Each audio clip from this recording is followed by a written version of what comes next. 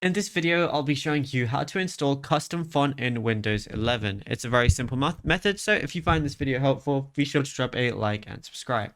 But anyways, getting into it, it's very easy to go ahead and do this. And if you don't have custom fonts downloaded, just go over to your browser of choice, and then I'm going to type in Dafont, which is right here. This is an area where you can download a bunch of free fonts for use for whatever you want. It's going to be a lot of different genres and things like that. But let's say I just wanted to go ahead and download this one right here.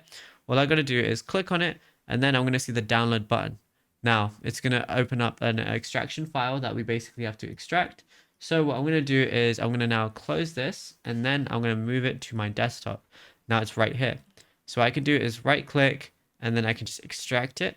And then once I go ahead and extract it, it's going to make a different folder. So now go ahead and click on it.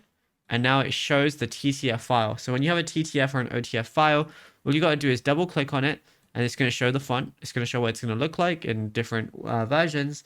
And then all I got to do is press install right here. So I'm going to press it. It's going to say installing, and then that's it. It's done. It's as simple as that. There's nothing else to it. Now, if you found this video helpful, be sure to drop a like and subscribe.